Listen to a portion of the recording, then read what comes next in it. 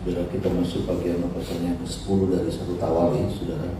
Kita akan lihat bersama pada ayatnya yang ke-13 dan ayatnya ke-14. Sama-sama kita baca ayat ini 1, 2, 3. Demikianlah Saul mati karena perbuatannya yang tidak setia terhadap Tuhan, dan karena dia tidak berpegang pada firman Tuhan, dan juga karena dia telah meminta petunjuk dari Allah dan tidak meminta petunjuk Tuhan. Sebab itu Tuhan membunuh dia dan menyerahkan jabatan raja itu kepada Daud Iblis. Sudah kita melihat dalam pasal 10 akhir daripada hidup Saul, seorang raja pertama Israel, seorang yang pertama-tama dipercayakan sebuah jabatan yang penting di tengah-tengah umat Tuhan, saudara. Tetapi kemudian kalau kita membaca pasal yang ke-10, maka kematiannya adalah satu kematian yang tragis sekali. Inilah akhir hidup Saul. Siapa Saul? Ini yang kita belajar. Ya, ini yang kita belajar pada pagi hari ini, Bapak Ibu Saudara, tentang akhir daripada kehidupan Saul, saudara. Siapa Saul? Yang pertama, saudaraku, orang yang tidak menghargai hadirat Tuhan. Dia tidak pernah menghargai hadirat Tuhan. Dia tidak pernah punya waktu untuk Tuhan. Itu yang saya lihat, Bapak Ibu Saudara. Ya. Tidak ada waktu untuk dia sediakan buat Tuhan. Dia tidak menghargai hadirat Tuhan.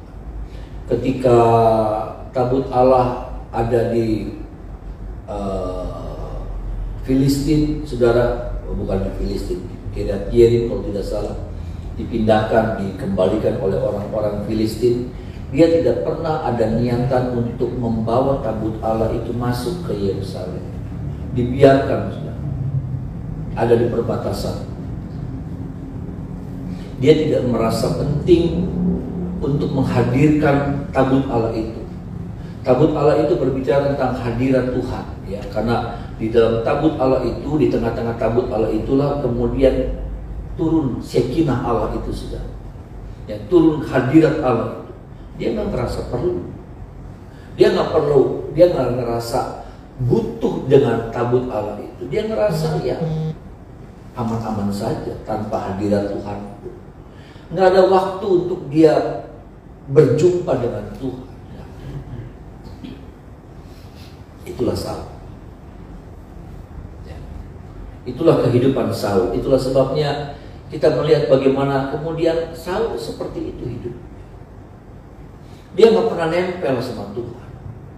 Dia nggak pernah nyambung sama Tuhan.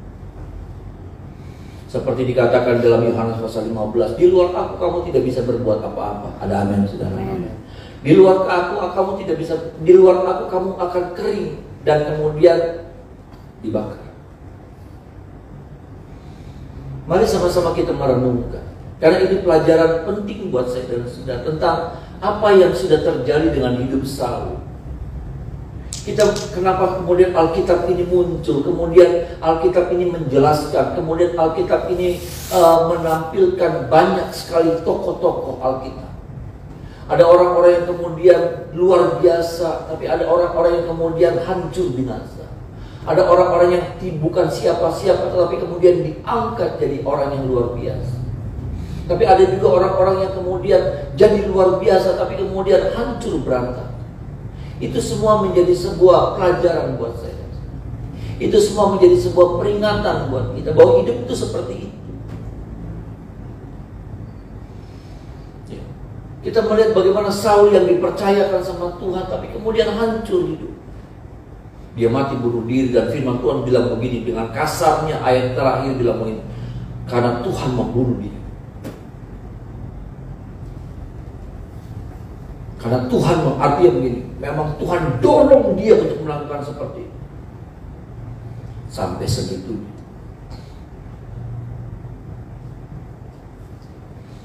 Ini pelajaran penting buat saya dan saudara.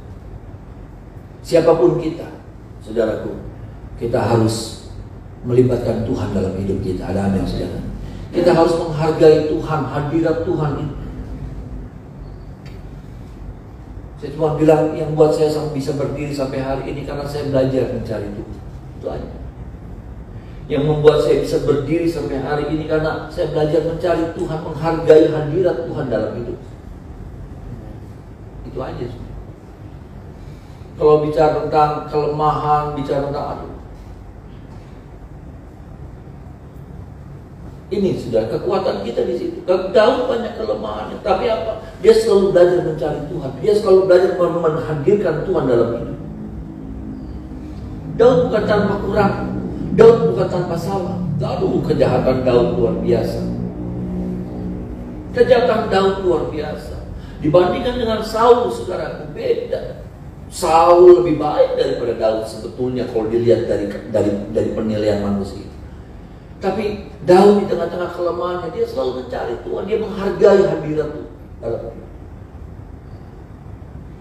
Apa-apa Tuhan, apa-apa Tuhan, apa-apa Tuhan. Ada banyak orang-orang anak-anak Tuhan yang nggak menghargai hadirat Tuhan. Lebih menghargai sesuatu yang lain. Kayaknya hadirat Tuhan itu nggak penting dalam hidup. Kayaknya hadirat Tuhan tuh, Tuhan tuh nggak pernah diistimewakan. Tuhan gampang terpinggirkan. Kalau sudah ada urusan yang begini, terpinggirkan. Nanti mengantar anak, Tuhan terpinggirkan. Urusan istri, Tuhan terpinggirkan. Urusan olahraga, Tuhan terpinggirkan. Urusan bisnis, Tuhan terpinggirkan. Semua urusan kongko-kongko, Tuhan terpinggirkan. Urusan arisan, Tuhan terpinggirkan. Ngeri.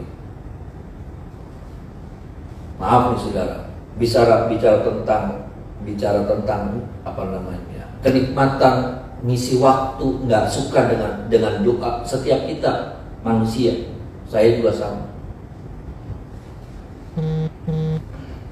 Tapi mau tidak mau, kenapa? Karena kekuatan kita di dalam Tuhan. Ada amin saudara. Kekuatan kita di dalam Tuhan.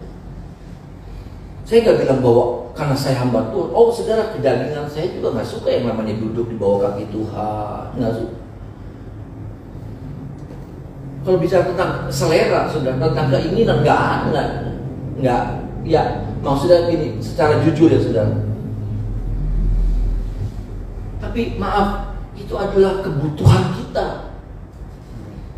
Itu harga mati buat saya dan saudara. Kalau saudara mau melihat ada kebaikan, saudara mau melihat ada sesuatu yang bertumbuh, saudara mau melihat ada sesuatu yang berbuah. Dan firman Tuhan bilang begini, kalau kamu di dalam aku di dalam kamu berbuah dan berbuah banyak. Ada amin saudara. Nah itu, kalau kamu di dalam aku di dalam kamu akan berbuah dan kamu akan berbuah banyak. Dan kalau kita pengen melihat yang seperti itu, maka kuncinya cuma satu, ya nempel, terhubung.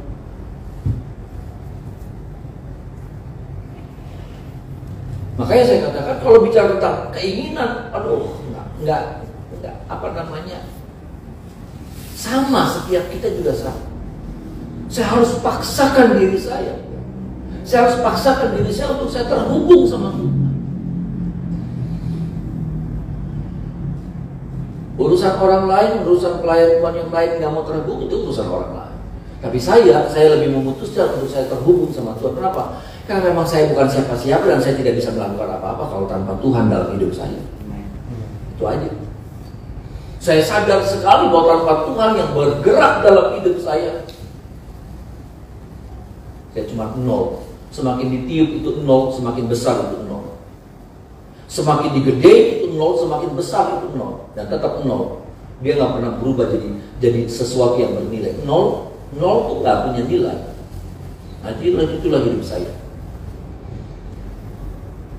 Cuma karena ada kehadiran Tuhan dalam hidup saya, nol ini jadi berarti. Ada amin saudara. Saul nggak pernah ngerasa penting Tuhan dalam hidup. Dia nggak pernah ada satu usaha, niatan. Kalaupun dia ada satu usaha karena terpepet. Jangan. Tolong kita supaya kita menghargai waktu-waktu buat Tuhan. Ya. Kita belajar menghargai, saudara. Beda. Saya melihat papa saya. Ya, saya belajar dari papa saya. Papa saya itu aduh ampun. Ya, apa-apa doa, apa-apa doa, apa-apa doa, apa-apa doa. Maaf saudara, bosan dia. Maaf, bosan. nanti tengah malam, nanti pagi, padahal mau ada besok pagi 4:30. Tapi papa sudah berlutut, udah duduk, papa udah gak bisa berlutut, jadi pakai bantal ditumpuk sama selimut, sudah ditumpuk di pinggir kasur. Papa duduk di situ. Nanti habis besok pagi sarapan, sudah, ya, baca koran, dapat koran, baca koran, ya, sudah. Nanti pagi jam berapa? Jam 10 doa. Tapi lihat hasilnya, sampai hari ini pekerjaan Tuhan ini bisa berdiri. Ya. Hari ini dengan segala dengan segala persaingan, dengan segala gonjang-ganjing yang sudah terjadi di tengah-tengah pelayanan, dengan segala keadaan-keadaan yang berubah sedemikian rupa. Tapi itu sudah apa yang dibuat sama papa saya, papa mama saya, itu sudah membuat pekerjaan Tuhan ini bertahan sampai hari ini sudah. Tetap berbuah. Saudara lihat sendiri sampai hari ini GSPD Philadelphia tetap berbuah. Ada amin saudara. Ya, GSPD Philadelphia Cirebon maksudnya. Maaf, maksud saya tidak menyombongkan. Tapi saudara sendiri yang saksi. Saudara bisa lihat. Kenapa? Karena ada orang-orang yang melibatkan orang tua saya itu. Nanti orang-orang bilang begini, aduh masih itu kolot, masih itu baik orang baik.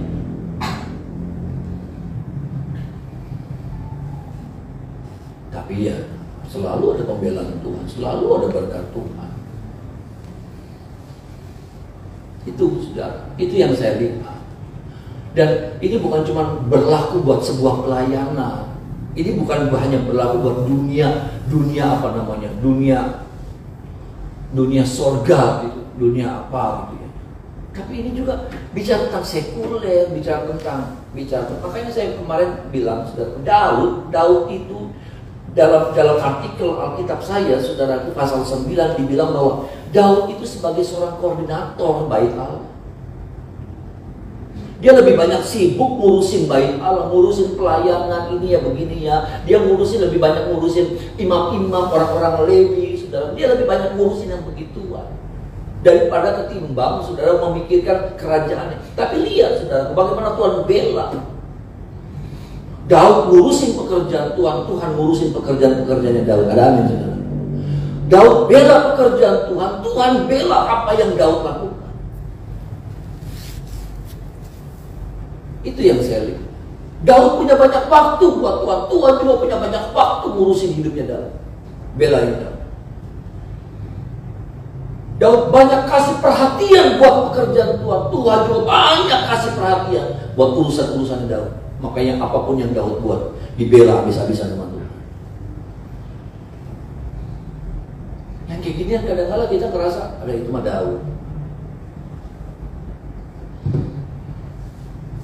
Kita nggak berani belajar untuk menerapkan itu dalam kehidupan kita.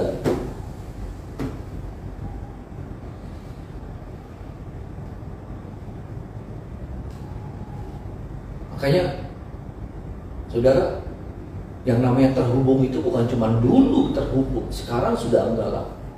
Tapi selamanya kita harus terhubung sama Tuhan. Supaya apa? Supaya kita nggak jadi kering gitu.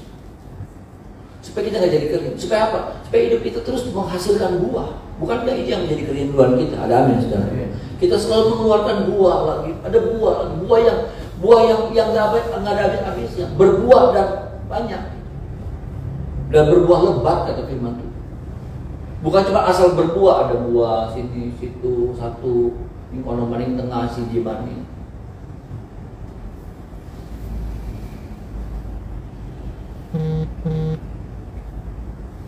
Beda sama Saul. Ini bagian yang pertama, saudara. Bagian yang kedua, siapa Saul? Siapa Saul, saudara? Orang yang dikuasai oleh amarah, dendam, dan kepahitan.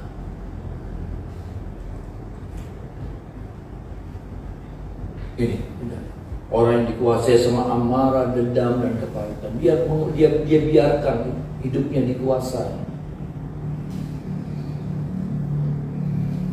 Akhirnya apa? Kepahitan itu menghancurkan. Hati-hati saudara. Kenapa? Karena Firman Tuhan bilang dalam kitab Wahyu, saudara, ada bintang jatuh di akhir zaman, saudara. Ya, ada bintang jatuh di akhir zaman yang namanya Absintus.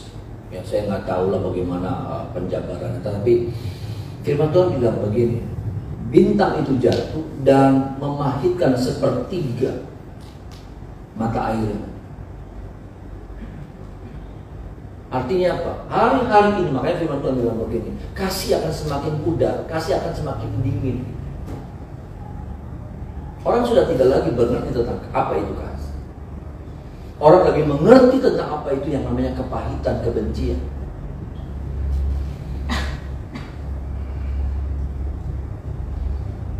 Artinya begini, saudara, betapa kepahitan itu akan merajalela dengan luar biasa. Sampai dia menguasai saudaraku, sepertiga daripada air itu dipahitkan sama yang namanya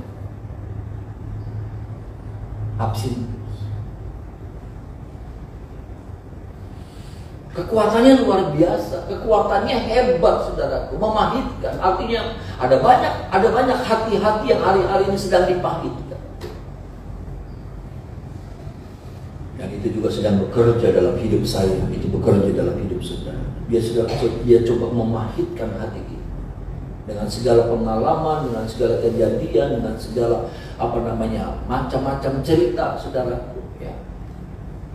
Bagaimana kita berinteraksi sama orang dan kemudian orang mengecewakan kita, orang menyakiti kita dan lain sebagainya. Dan pada akhirnya muncul kepahitan itu.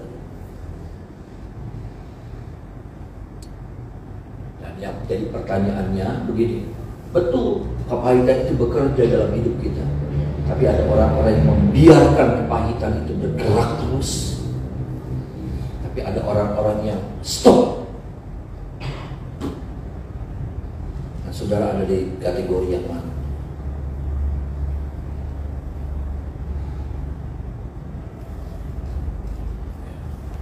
Saudara di kategori yang mana?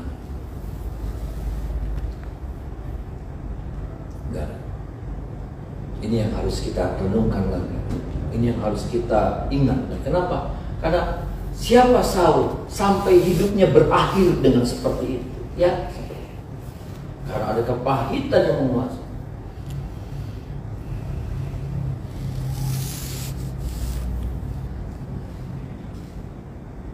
Saudara semakin dipercaya banyak, maka saudara akan ketemu banyak orang. Dan semakin banyak resiko-resiko yang seperti ini akan terjadi dalam hidup. Semakin banyak jabatan yang Tuhan percayakan sama saudara, maka semakin besar resiko ini menimpa saudara dan saya. Kalau kita ada di lingkungannya, ini lingkungan cuma rumah baik, lebih kecil. Kalau kita udah mulai RT, udah ada gede. Kalau kita udah mulai jemaat, saudara, kita mau gede lah terus. Ya hati-hati. Dia akan bekerja, dia sedang bekerja, dan dia gak pernah berhenti bekerja dalam hidup saya dan saudara. Untuk apa? Untuk memahitkan hati kita, memahitkan hati saya, supaya saya menjadi pelayan Tuhan tapi hatinya pahit. Dan tolong kita ya saudara, ini firman buat kita semua, supaya apa? Jangan sampai kemudian kepahitan itu merajalela dalam kehidupan kita, dan pada akhirnya kita dimatikan oleh yang namanya roh kepahitan, roh kebencian itu, roh sakit hati. Kemudian yang terakhir, Bapak Saudara, yang saya lihat dari Saul, yang saya temukan dari Saul adalah egonya Saul itu luar biasa banget. Ego, keakuannya. Aduh, keakuannya nggak pernah dipangkas. Keakuannya gede banget. Dan setiap kita masalahnya punya keakuan, ya ego.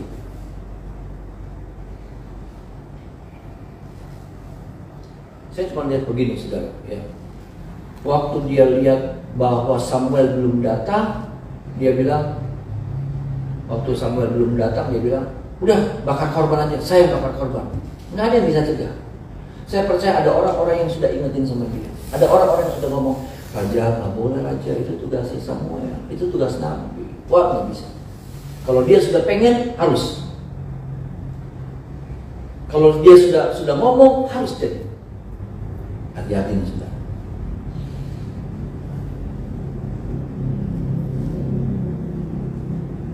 Sampai ketika kalau saudara melihat waktu dia pengen ketemu sama tukang ramal, saudara, tukang ramal ya, saudara, ya,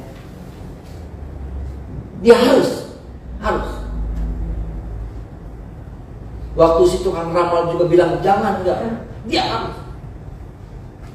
Dia bilang nggak apa-apa. Egonya tuh hebat banget. Dan ketika apa? Ketika dia pengen bunuh diri, sudah dia bilang sama pengawalnya, hunuskan pedangmu sama saya. Nggak mau anaknya, nggak mau. Apa yang dia lakukan? Dia sendiri tancepin itu pedang dan dijatuhin. Apa yang dia mau harus jadi.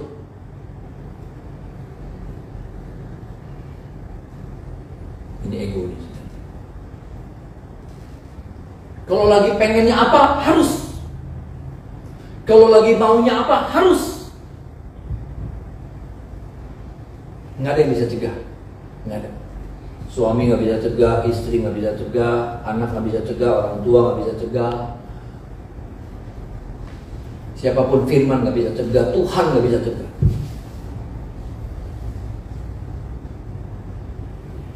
Adakah kita sedang membentuk hidup kita seperti itu? Yang nggak pernah, karena saya percaya firman itu memproses kehidupan kita. Firman itu, saudara, firman itu memproses karakter kita.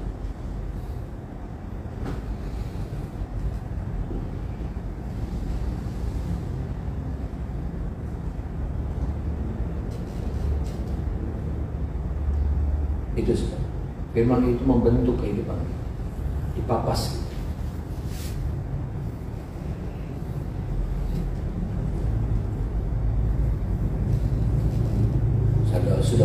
Sudah banyak hal yang firman kerjakan dalam hidup saya, dan ini masih belum cukup. Saya percaya, saya tahu, saya sadar. Tapi saya sudah belajar mengizinkan firman untuk banyak memproses kehidupan saya. Waduh, saya dulu, saudara, ampun.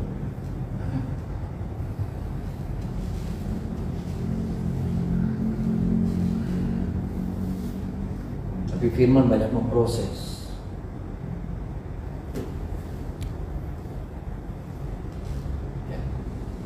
Firman banyak memproses, memotong, itu mengikis. Kadang-kadang saya pikir begini, sudah bagus Tuhan, enggak, masih belum, dipotong lagi, masih belum cukup.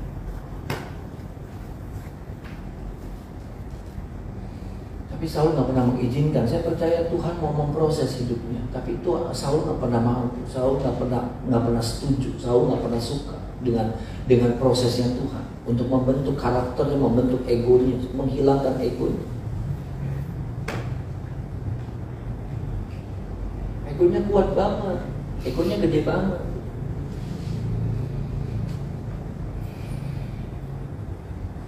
Masalahnya begini, kadang-kadang jabatan membuat kita semakin besar egonya. Seringkali apa? Uang membuat kita, ego kita semakin gede.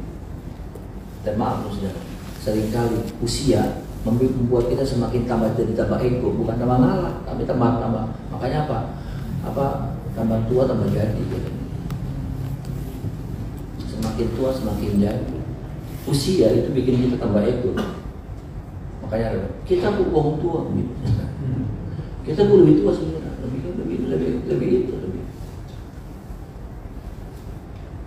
Ego itu kadang-kadang ego itu terbantu jadi tambah besar karena uang.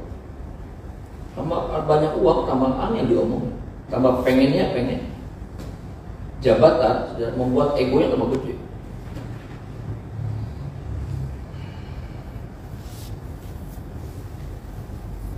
Tolong kita pagi hari ini Bapak Saudara, karena firman Tuhan buat setiap kita termasuk saya, supaya kehidupan kita jangan seperti Saul, saudara, yang membiarkan, yang nggak pernah diproses hidupnya, yang nggak pernah mengizinkan firman bekerja, yang nggak pernah mengizinkan Roh Kudus mengubahkan hidup, terus bangga dengan diri. Lalu kalau ada apa-apa bilangnya begini, memang kita mau ngomongin, memang modelnya nggak bisa.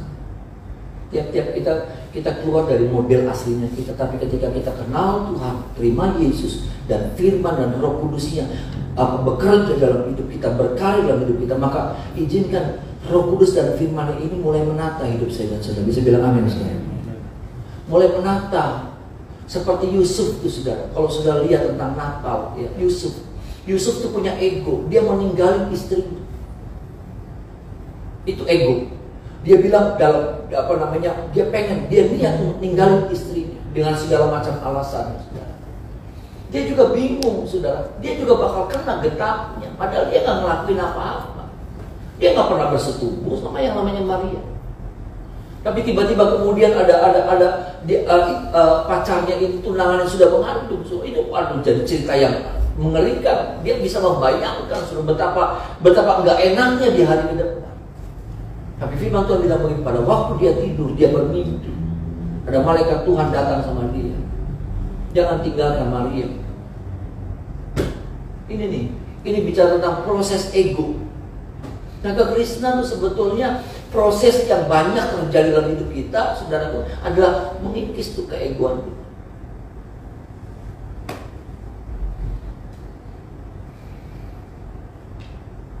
Mengikis. Suami-suami yang egonya kegedean, istri-istri yang egonya kegedean, bahkan bukan cuma laki-laki sih saudara, karena setiap manusia punya ego, jadi nggak bisa cuma laki-laki baik gitu. Nah, perempuan juga sama, bukan cuma orang tua aja, anak-anak juga saudara. Anak-anak sekarang egonya waduh ampun. Tapi inilah saudara, kalau kita mau melihat karya Allah bekerja besar dalam hidup kita, karena saya melihat begini, Daud itu diproses sedemikian rupa, Yusuf itu diproses sedemikian rupa karakter, diremukin gitu, diremukin. Dan perjalanan hidup kita selanjutnya, saudaraku, adalah sebetulnya apa? Itu yang namanya memproses karakter. Israel ada di padang gurun, itu memproses karakter. Itu semua memproses karakter. Ketika pun sudah melewati 40 tahun saja, firman Tuhan bilang, waduh Israel masih tegak tengkuk. Coba. Bukan iseng Tuhan, bukan mempersulit kehidupan Israel, tapi di padang gurun sebetulnya saudaraku harus diproses. Kenapa? Karena nanti di tanah Kanaan ada tanah yang berlimpah susu dan madu.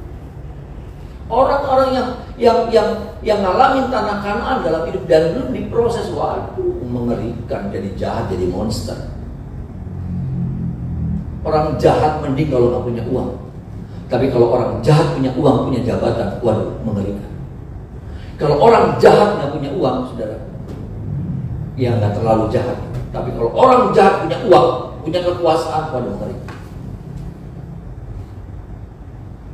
Kenapa? Karena dia bisa memobilisasi orang. Kalau orang jahat nggak punya uang, dia cuma bergerak sendirian.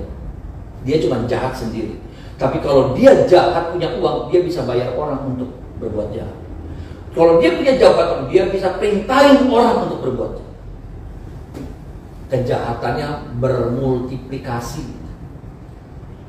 Rombongan, rame-rame. Tapi kalau orang jahat nggak punya uang, dia cuma dewekan. Bayangin.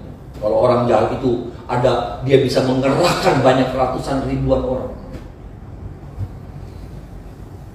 Makanya apa? Sebelum orang Israel masuk tanah Kanaan diproses, itu pun belum berhasil. Sampai apa?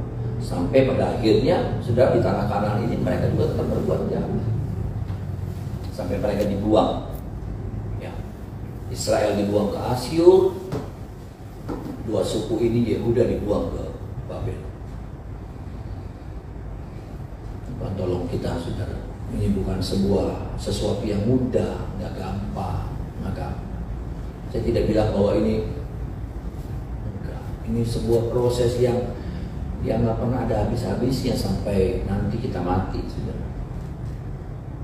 Sampai kita mati, proses ini akan terus berlangsung.